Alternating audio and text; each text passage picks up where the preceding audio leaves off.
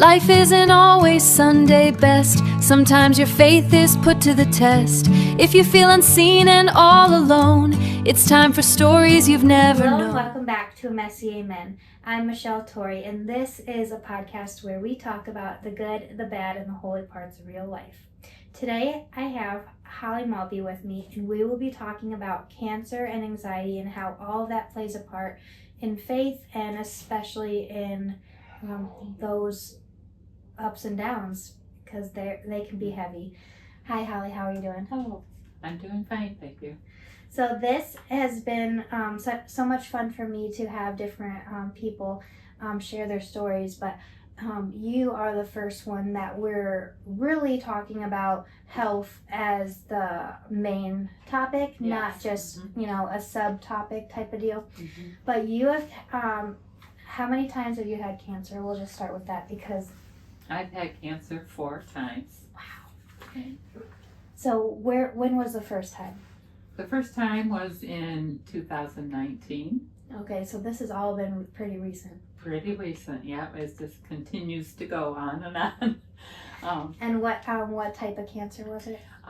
Actually, it was breast cancer. It was called triple negative breast cancer, which is it's not a hormonal cancer, but it's very aggressive and it likes to come back quite a bit. Mm-hmm. And yeah. So a lot of times you hear somebody would have breast cancer and then get have like a mastectomy, and then that's the end of it. Right, you would think. So take me back to the very first diagnosis. What was going through your head, and like how did that play out in the very early days? Well, when I first heard, I of course was very anxious and nervous about it.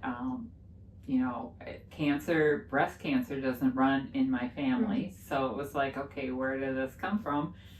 But luckily, the first time I got it, I felt a lump and then went in, and it,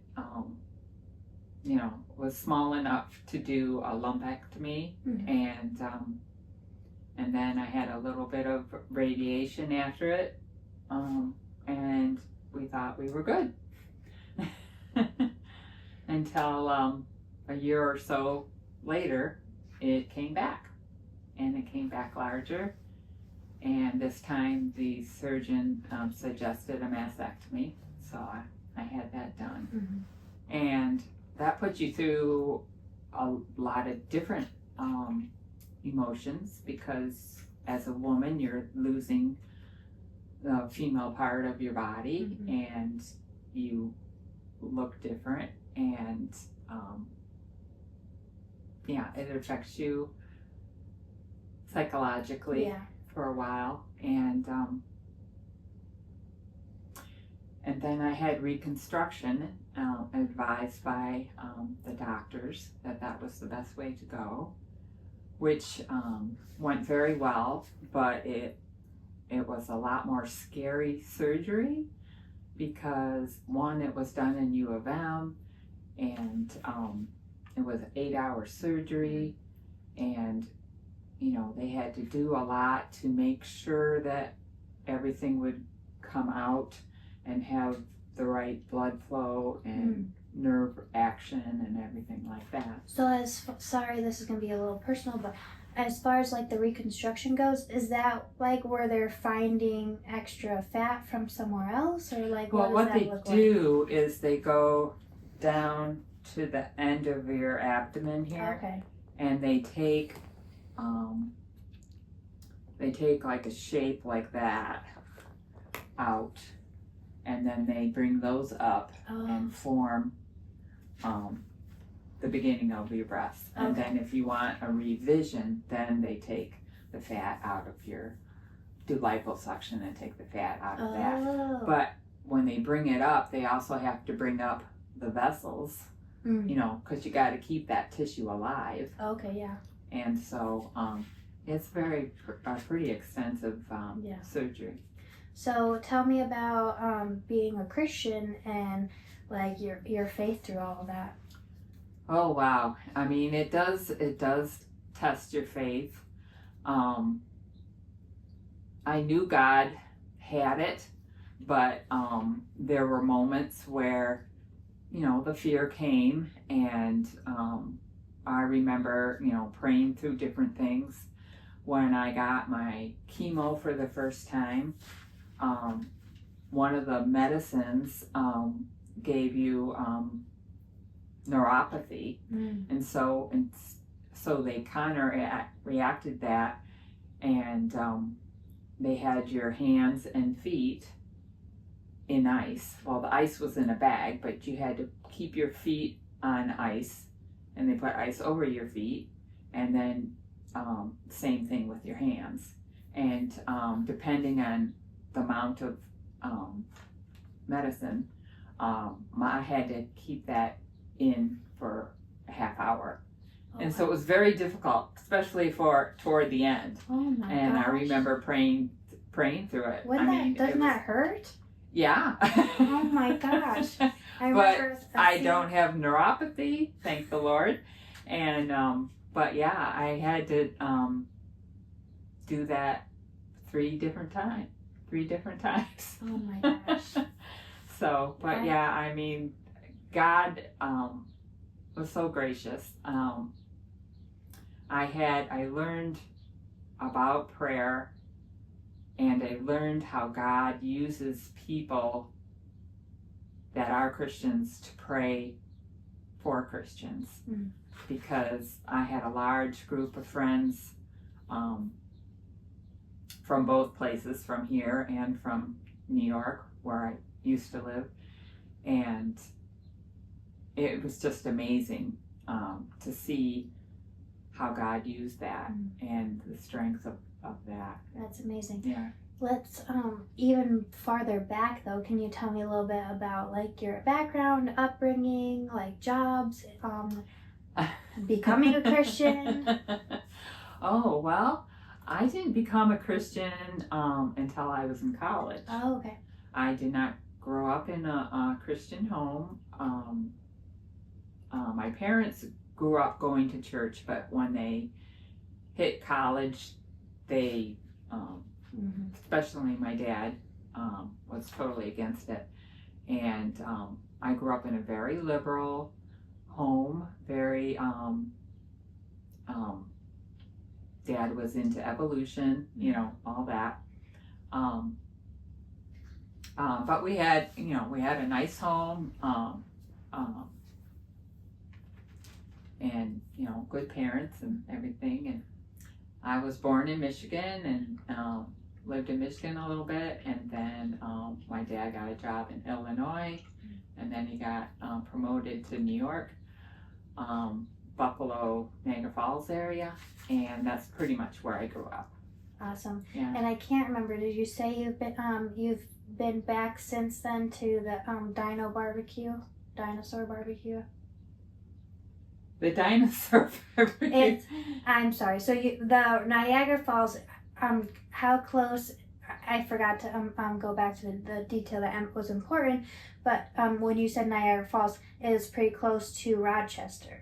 Oh, well, yeah, Rochester is about an hour away from Niagara Falls. So you might not be in like with it coming to, like talking about what the new places to eat are. No. So it was about 12 years ago, and there was a barbecue place that I visited New York one time. Okay. So my apologies. No, but that's fine. as like but how did you become a Christian in college then?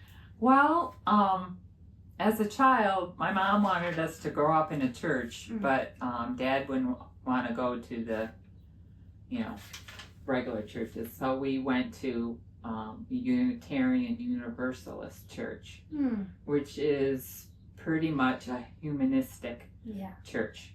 And when I was younger, it was great. Met a lot of friends, and we had a good minister and everything. But when I got older, they switched ministers, and he was very liberal. And I kept thinking, but why do I wanted to know more about this Jesus person. Mm-hmm.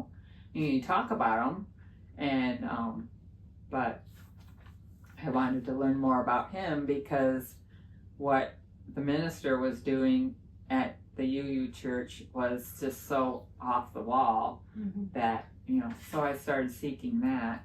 And my parents moved my sophomore year of college back to Michigan. Okay. And I stayed in New York. And so I dormed it, and the RA on the floor was a born-again Christian, and she prayed that she would know everybody's status of where they were religious-wise. And my roommate, Elaine, who I've known now for over 40 years, she was kind of like in nature and all that. But through us, we both started seeking the Lord with Patty's help and everything. And so Elaine and I pretty much came to the Lord together. Oh, nice. Around the same time. Okay. And so that's how I became Christian. So now you have a history with the Lord. Yes. So then what were you, as far as, like you said, you were anxious going, jumping forward again, with those anxieties and anxious thoughts, and you said you learned how to pray more. And then Yes. that would be a pretty devastating blow. Be like, okay, now what? Yes. Let's dive into the hard stuff, because it's not, this isn't one of those like, oh yeah, this happened, but everything was fine, and then Right. No, it's never everything fine. I mean, when you're going through the cancer part, you do have the mental part, but it's more physical. You're going through the physical part, and I think that's easier. Well, at least it was easier for me to get through that with the Lord also, than it was for the anxiety. The anxiety got worse because my cancer was the triple negative that brings anxiety on, and the chemo that you're on also brings anxiety on. So let me think. Let's just tell me some of those thought patterns, because Oh. we have we've talked about some hard stuff on this show. Yeah. And I don't want to ever shy away from these things, because if somebody's ever listening and they're like, oh, well, I can't become a Christian because I used to think that, or I went through this really hard struggle, and God can't, he wouldn't want me if I used to do, or, whatever the case. Yeah. With those, these mental struggles, it is raw, and there is some, the nitty-gritty truth to it. So however how much you can feel comfortable sharing, what were some of the things that you felt, that you thought, that was, you were dealing with at the time? Okay. So the anxiety came on, and actually my friend Elaine was with me because I was recuperating from surgery, and we just got into the Word. I just had to cling to verses that gave me hope. And I mean, there were times where I was shaking or having a major panic attack, and all I could do was walk around and say one part of a verse just over and over. Then I learned through my pastor's wife, Tony Lee, that I was having a bad episode, and I put it on the women's prayer chain, and she saw it, and she called me up, and she's dealt with anxiety herself, so she explained, how it works, how your brain works, but she also talked about being grateful. And the brain cannot function properly if you're calling up being grateful to the Lord, telling him what you're grateful for. Anxiety can't win over that. Yeah. So you can't have both at the same time. So that freed me up. And then also different verses. If I was having a hard time, I would get into these verses. I remember going to one of the women's study the first year, and I was driving with Elizabeth, and I was kind of going through an anxiety struggle driving there. Mm. And when we got there, I could hardly walk into the house, and so they immediately went to prayer over me, and it's just amazing the power that you see happening. And I just tried my best to cling to the Lord and get in His Word and survive. Yeah. So you, I love that you shared about Tony Lee and the gratitude.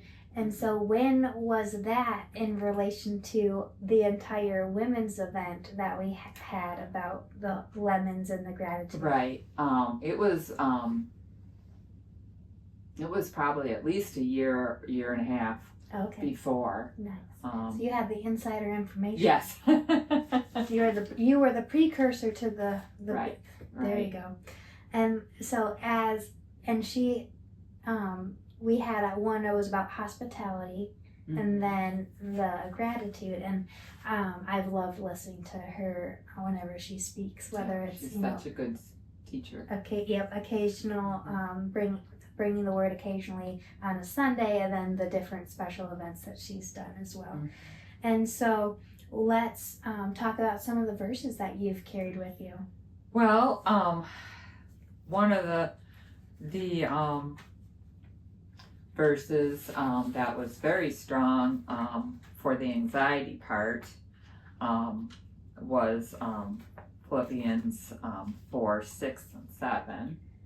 And that's one, and you said you forgot to write that one all the way out. All the way out. So I'm going to read that for you, and then you can tell me what it meant to you. And it says, Philippians 4:6-7. Don't worry about anything. Instead, pray about everything. Tell God what you need and thank Him for all He has done. Then you will experience God's peace, which exceeds anything we can understand. His peace will guard your hearts and minds as you live in Christ Jesus.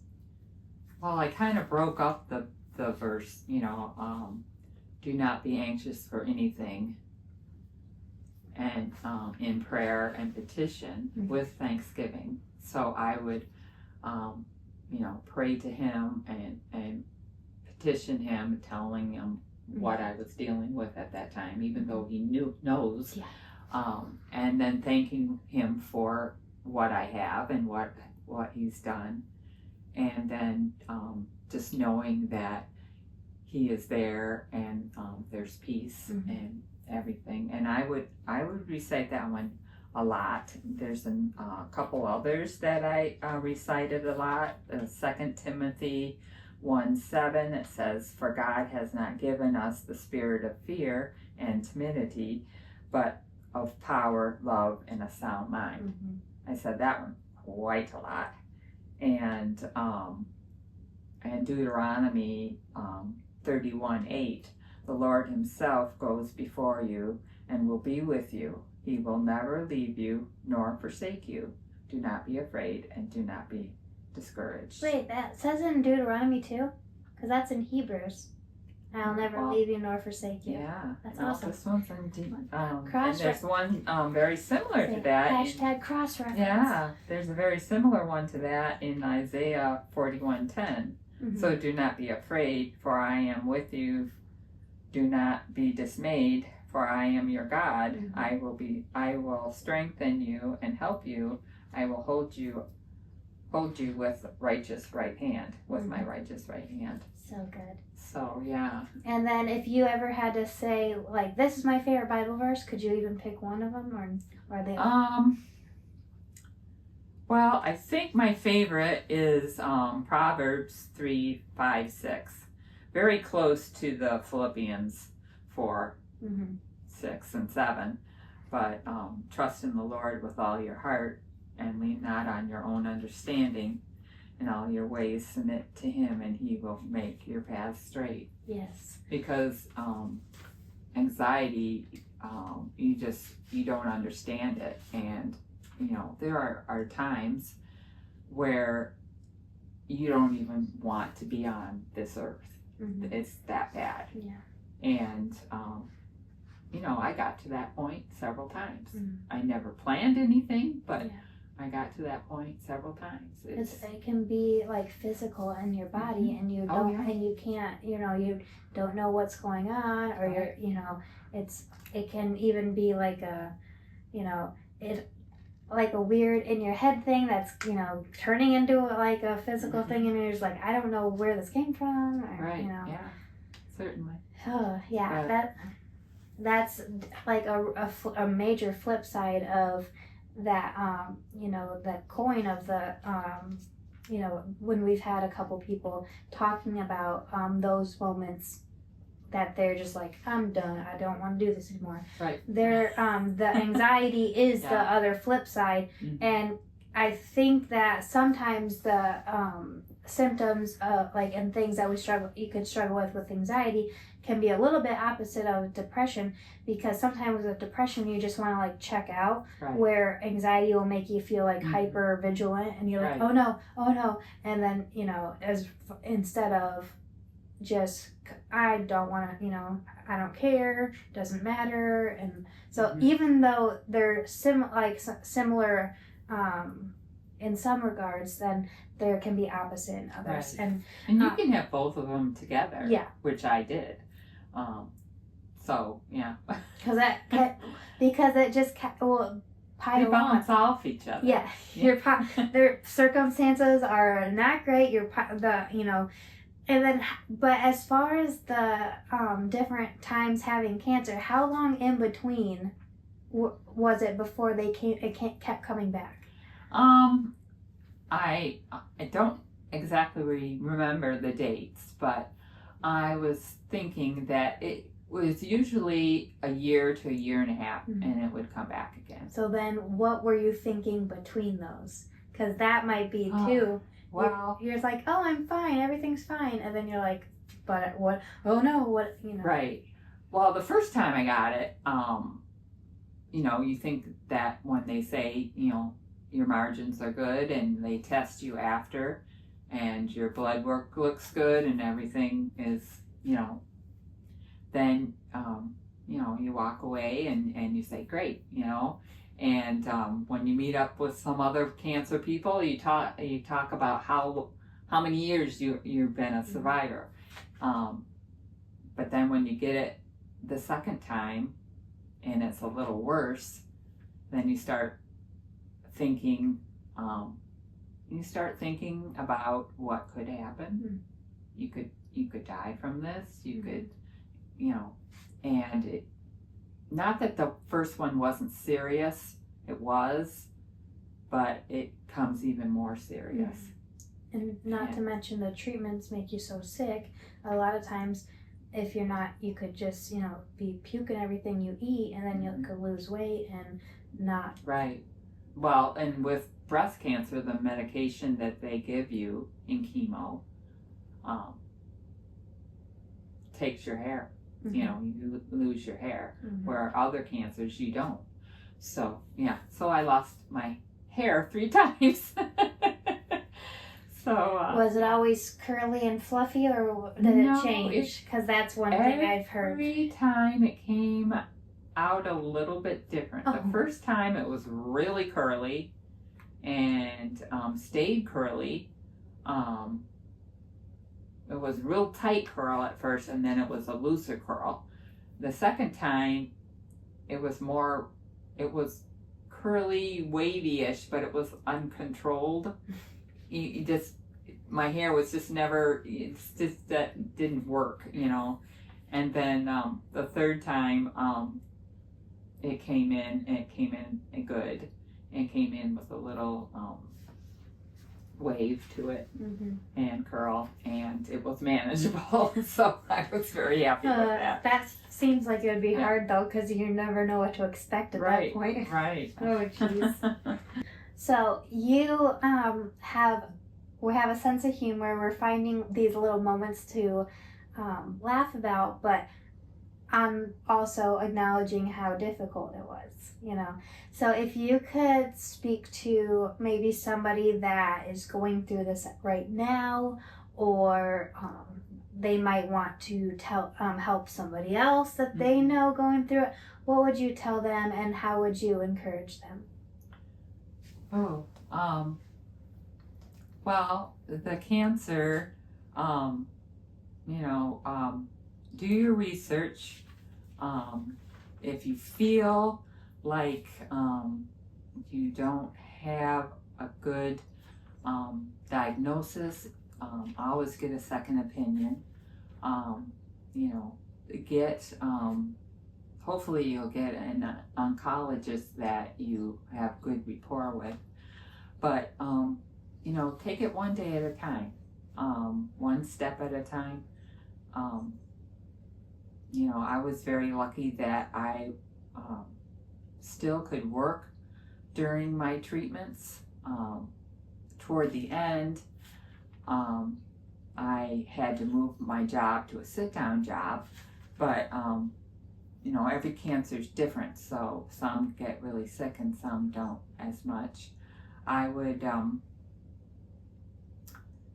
the anxiety side is you need to get a good support system. And also through the cancer, you need to get a prayer team. That's 100% that you should do. And if you don't believe in the Lord, They should do that, huh? They should do that, but I mean, get counseling if anything. It's a one day thing at a time, and every time I got the cancer back, it was like, not again. I gotta go through this again. How am I gonna go through this again? I can't go through this again. Yeah. You go through a lot of emotions, and can you speak a little more on the hope, especially in Jesus, and how that has, like, we chuckled, but I could not fathom not having hope for some of these struggles. Yeah. So how did that play a part? And as you were anxious and then learning gratitude, how did you also keep in mind the hope of heaven and what Jesus has done? Right. Well, through the cancer, I learned, the power of prayer gave me a lot of hope. And just knowing that people were praying for you, and you could see the evidence of it. Mm-hmm. I mean, God showed you through different times of cancer, either going to a certain test or getting chemo or whatever. He showed you, and he gave you the hope. Mm-hmm. You saw the hope. Through the anxiety, just having, I really had to focus on the Lord, and the hope that he gave me was strong. And you just, like I said, you have to take one day at a time, and you wake up and you say, okay, Lord, and you give him gratitude and you praise him, and you get up and do what you can. If you can't get up, then praise him in bed. Praise him in bed. Yeah. I mean, I don't know how people do it without the Lord.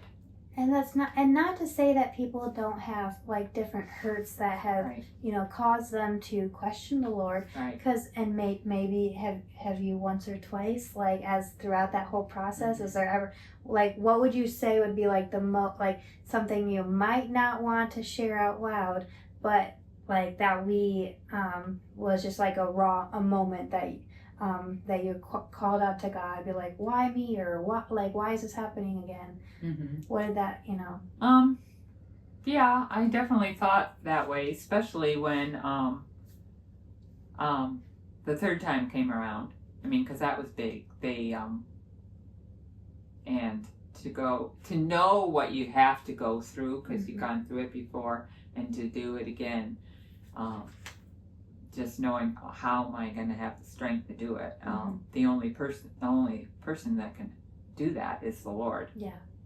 And you trust in Him more and more. Yeah. So instead of making you want to pull away from God, you Right. kept leaning in toward Him. Oh, definitely. So that's I'm thankful, for your faith, because there have been times where I'm just like, I don't get this, Lord. I really don't understand why. Like, we can say, we look in James about let's count it joy to go through a trial. Like, I really don't want to right now. Like, I really, I wanted to be bitter sometimes. Right. Well, there were times that, it's like, Lord, help me learn this trial, because I don't want to go through it again. And you're like, why? Yeah. How could this build character if I already done it 3 times? Like, what? That's right. Not fair. That's why. So can you just not say you did? Like, yeah. But yeah, the more years I went through this, the more I clung to the Lord. Yeah, you said it's not my strength; it's God's. His, yes. And then of course, there's the verse that says, "My grace is sufficient for you." So you're just like, well, here we are. Like when the anxiety came, it was like, are you serious? Mm-hmm. I just went through 4 times of cancer, and now I got to deal with anxiety. Mm-hmm. So what were you thinking? So it got worse even after you were in remission for the 4th time? Your anxiety got worse? Yes, and the anxiety, it's reported that anxiety can come from the chemo, and it can come from the triple negative cancer that I had. There's research on that okay. That's where it can come. What kinds of things were like triggering after that, at that point? Oh, I was just very afraid. I was afraid of the future. I was afraid of finances. Just anything that was in my control. I had to learn to lay it at Jesus' feet. I mean, to do that, but when you're going through a lot, you really need to do it. But I had to learn to give it to the Lord. And it can be hard in the middle of that. It can be hard to remember things that we know in our head to speak, pray over our bodies too. Be like, oh, that as soon as that that tightness in my chest showed up, I completely forgot everything that was in my brain. Yeah. Like, well, I did know that until the next minute or 5. I knew that 30 seconds ago. Now not so much, because it Right. When did this kind of get better for you then? Well, I went through a program, and I've gone through different psychiatrists through it, and been on a lot of different medications to find one that works. And so I was up and down for a long while, and then I ended up going to a psychiatrist that I liked, and a counselor that I liked, and he slowly put me on medication that seemed to work. And there were times where some didn't, so we had to reverse that. But I think with all that, with the prayer and giving it to the Lord and the counsel, and I started to not relax, but understand how anxiety works, and so when it starts, I would know what to do. Yeah. To stop So it. what would you feel like if somebody is like really in the thick of it right now? What would you say for like your system of like, these are my steps, this is what I'm doing the moment I realize I'm going into a panic attack or that my thoughts are spiraling? Okay, so they say you can walk around, get exercise. They also say you got to get your focus off of the anxiety of what you're thinking of. Mm-hmm. So they had different things that you could do, like you played a certain number game and different word games to keep your mind active. I'm trying to think of some others. They even had like you using your different senses to help you. For like grounding. Yeah, for grounding. Breathing, different breathing techniques. Meditation they have you do. Yoga. Was your counselor a Christian?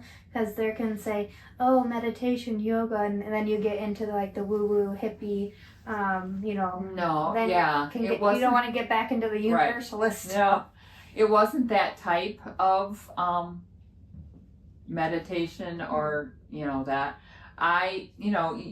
Everybody kind of chose what worked best for them. But they worked with you and you were comfortable, right? With some of the tips and tricks. Right. Yeah. That's awesome. And and that was roughly how long ago that you started to learn a lot of those ways to help, that you've been feeling better? Well, soon after I had the anxiety, I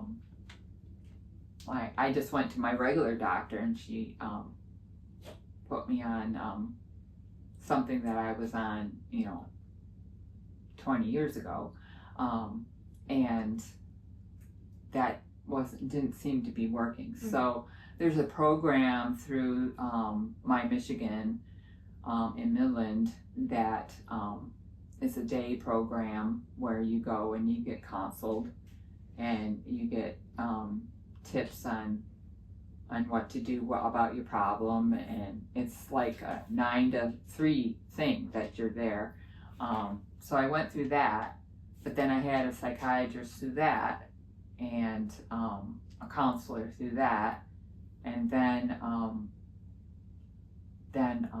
unfortunately I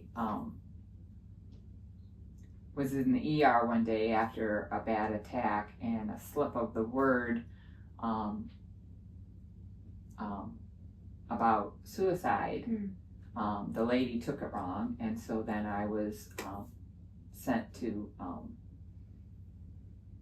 the mental health facility. And afterwards I was talking to my therapist, and she said, you should have never been sent there. And it was horrible. Yeah. It was. They had put you on like a 72-hour hold or something? Well, they strip you of everything, and when I was there, I wasn't really getting any help. I mean,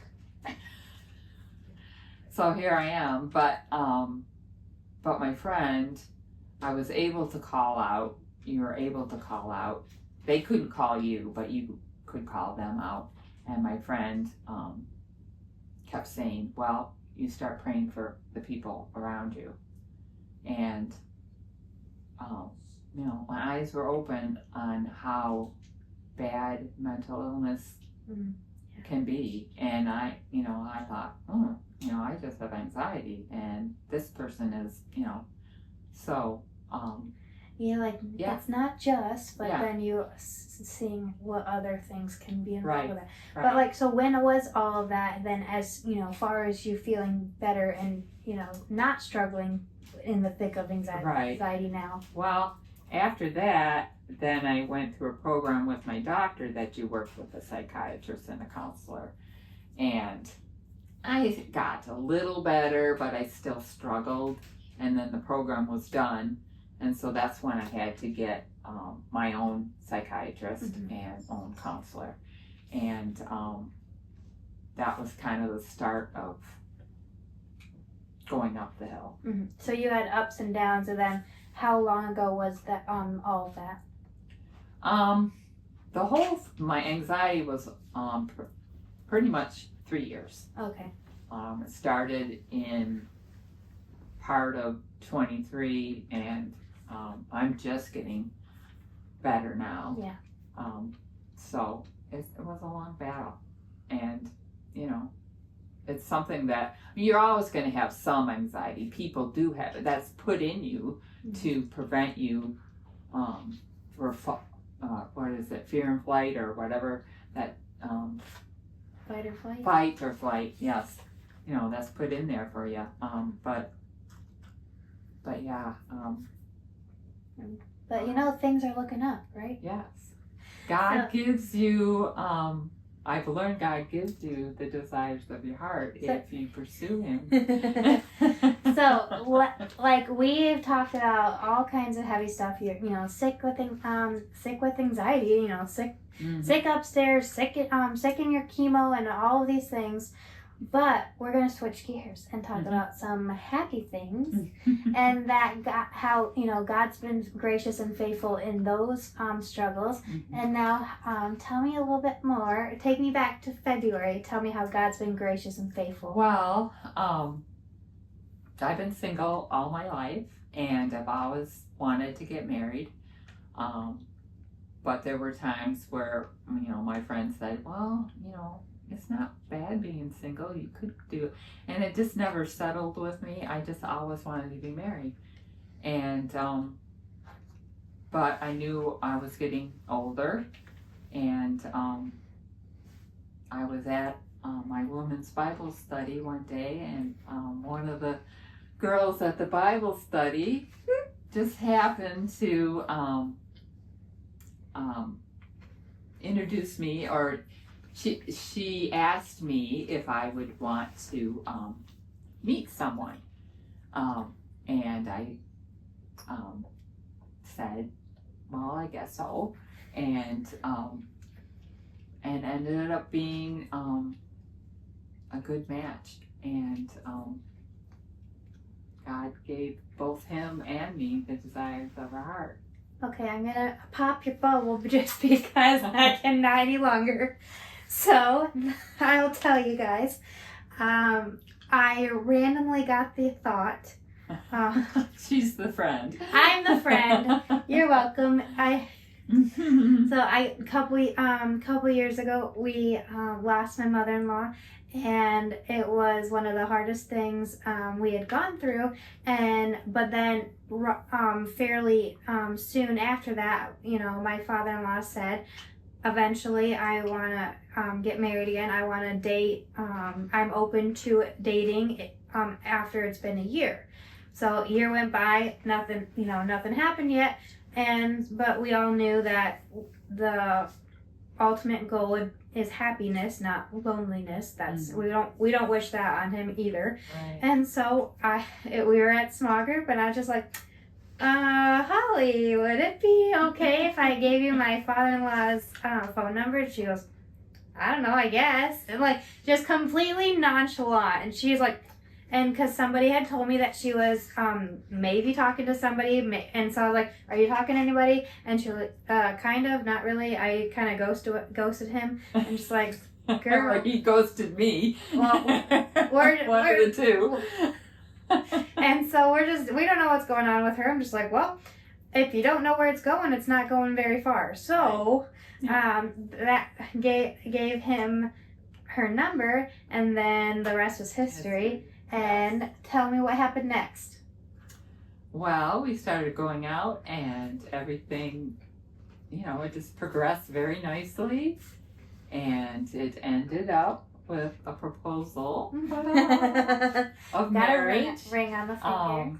Very beautiful one. I mean, God is so faithful, and he's so loving and kind. And your beloved, your fiance, will tell everybody how long you've been talking. He might remember how many dates you've been on, because he was keeping track. And he was. Yeah. Well, it started February 11th or 10th, something like that. Yeah, and we started just texting, mm-hmm. and then we went to calling, and then we set up a meet and greet, and we ended up sitting there for 3.5 hours talking, and then the next morning his family kind of persuaded him to ask me to lunch after church. And we've been going ever since. So it's been gradual, but I wouldn't say too gradual. No, once we knew. Yeah. But in a good way. We're older. Hey, young or old, so you are. Would you mind telling us when the date is? The wedding date is October 17th of this year. So yeah, gradual but steady, because you're having like a 4.5 month engagement, and I did too. So yes. That's nothing wrong with it, and it's so just remarkable and incredible how God works. Yes, and it is. Just on a whim, I asked you that, and it worked out for the best. Yes. But and so even after years, tell me about you said you did like a guy way back yes. a while ago. Well, my fiance name is Barry. He wanted people to know that his name was Barry. You are off the market. Yeah, and I'm off the market, so he was worried.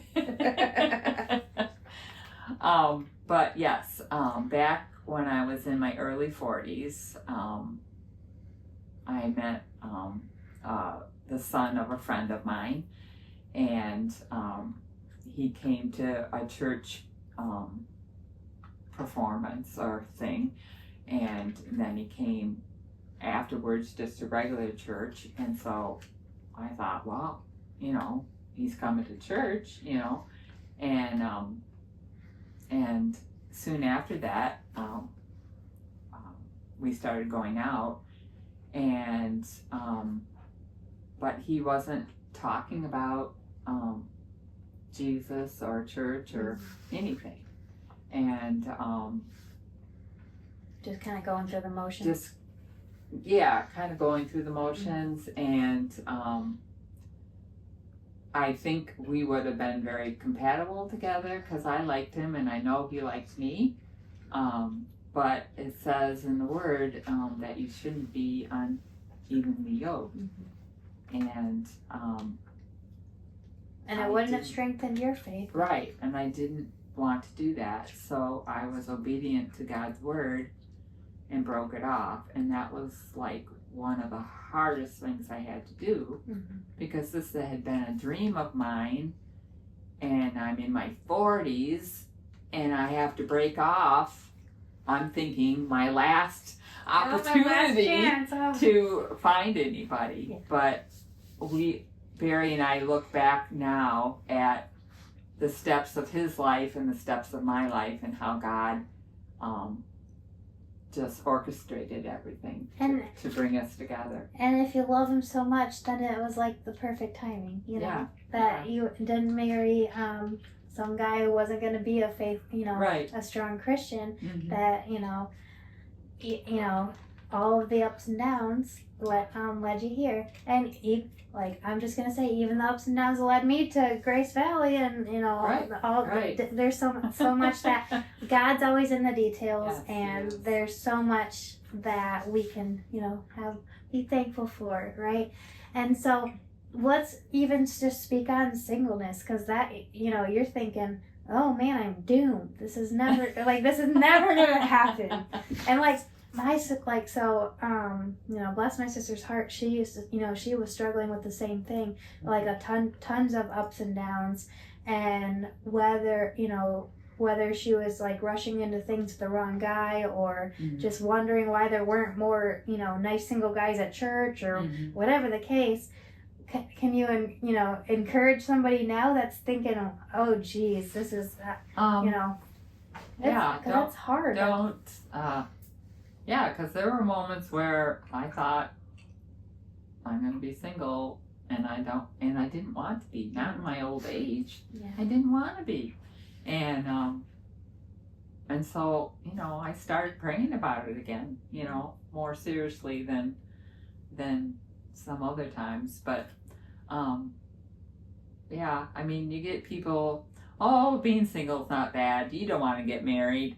Look at what you have to go through to get married. But I turn around and say, but you haven't been single the way I've been single for so long. So there's, two sides of the story. Yeah. And so I would tell them,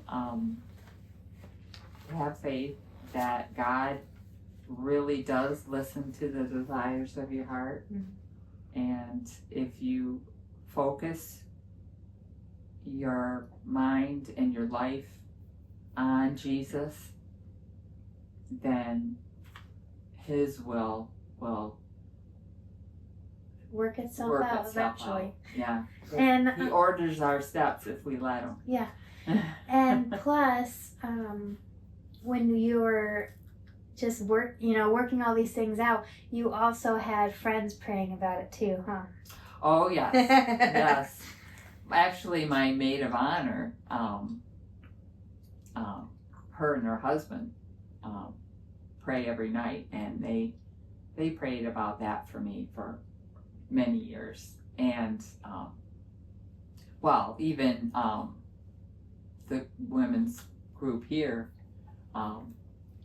they knew. So good. They knew that I wanted to be married, and there was a couple other women in the group that want to be married. So now we're like, okay, it's your turn now. Yeah, because they prayed, prayed it in. And we know God's in the details. So yeah. And now and if it's the amount of prayers, then now they can be focused on the next person, right? If we know that you'll be taken care of. Because I started second guessing myself and wishing that I never, Oh, let the other one go? The other one go. Oh, well, now you've got a hunk. Yeah, I got a hunk. He's my handsome. And I can say that because my husband looks just like him.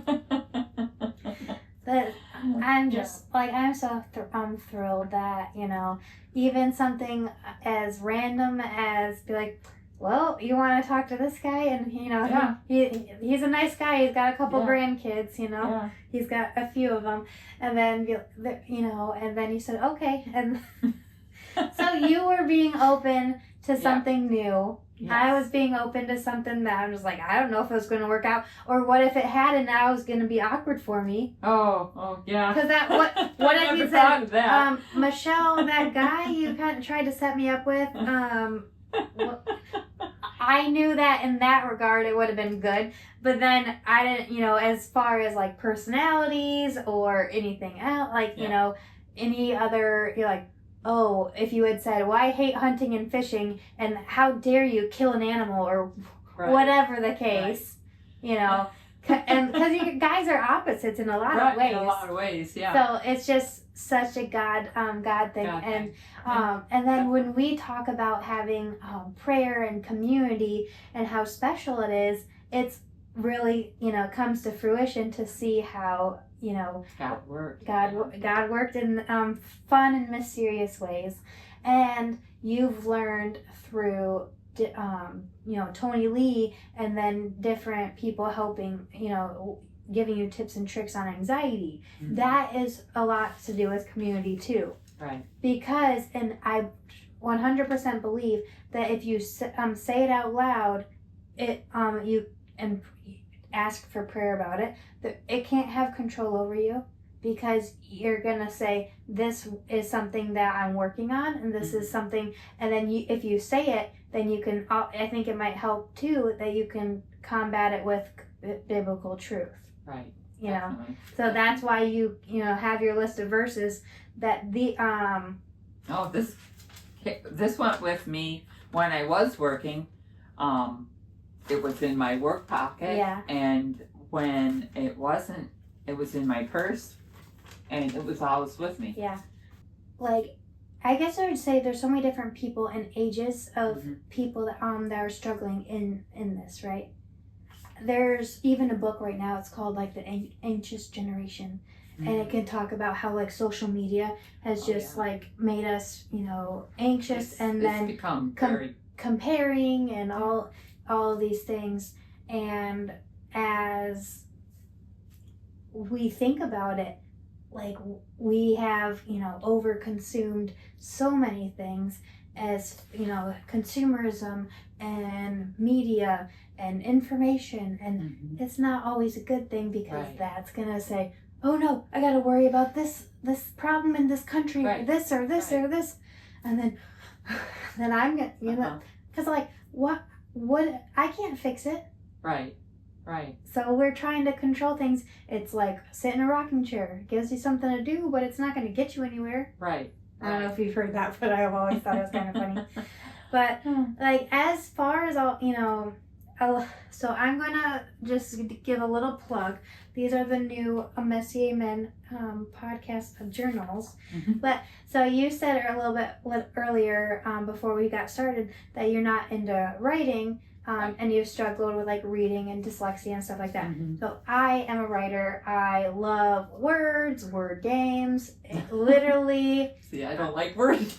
I love talking, but like, so these are available on the website, and you can get them with 100 or 200 pages, and they're actually, I thought they were hard when I was seeing the listing, but they're soft and just like I love the feel of them.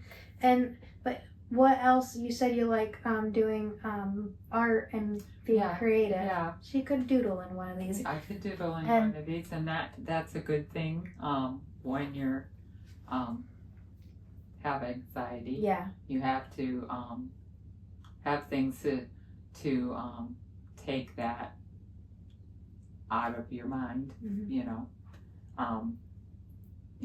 I got back into my knitting, and I joined the community center, and I got involved in church. I got involved at the women's study, and I got involved with prime timers, and I do a Zoom Bible study with my New York friends. So they don't have time to be anxious anymore, so you don't have time to be anxious, and you have a reason to get up, because and to stop literally that it would thought take pattern. me forever to get out of bed. Yeah, but you have to stop that thought pattern in order to move on to the next thing. Right. And so having some encouraging and fun things going on can help you stay out of your own head. Right. I found that especially about like other heavy things like grief and depression and, feeling like I'm not enough, well, so-and-so's a really good parent, and, or,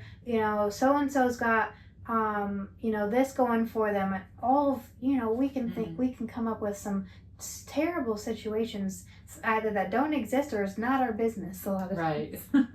Be like, it doesn't matter. So we don't need to compare ourselves, and we need to just get up and work on what we can control in a healthy way, right? And take everything else to God. And as we wrap up, like there is so much.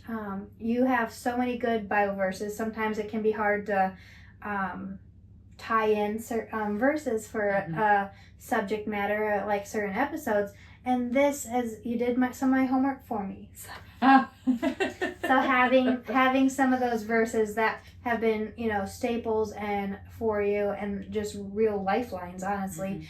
I did some little Bible tip-in cards for one of my small groups, was for 911 emergency like Bible verses. So there's some, obviously there's going to be, there's plenty of them for anxiety, and then, for encouragement and depression and all of the different things like that. And it's so good to have that, and I think that everyone should make a list, or an index card or whatever the case. I've done that too. I have a pile of index cards with a lot of verses on them too. Flip them back and forth and memorize them all. Yeah. But like, as if you could, is there anything else you haven't covered that you want people to remember in all of this journey of yours?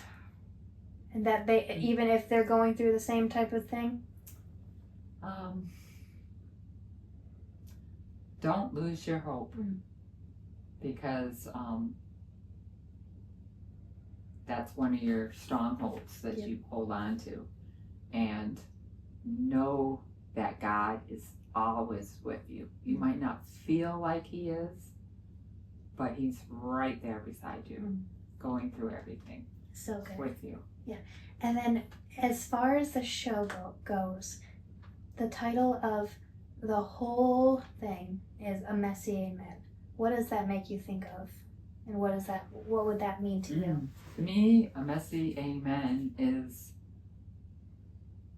the messy would be your trial or your situation that's bad, or anything that you're going through that is not a norm.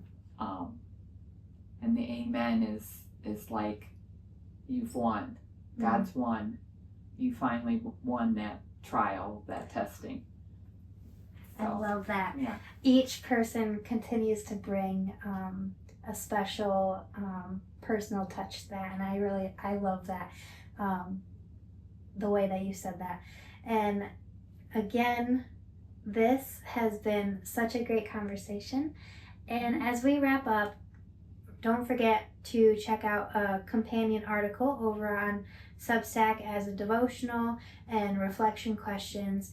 And then on the merch shop, you can find mugs and the journals that are so cool. I love them.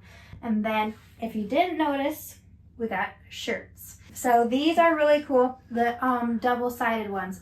There's also long sleeve shirts, and then there's some bookmarks. So somewhere, if you haven't got, there's actually a few sets of these. So if you haven't checked out the bookmark section, those are really cute as well. You can print them on cardstock or just print them out and then laminate them. All of the above. But as always, thank you so much for being here. I love you guys, appreciate it, and we'll see you.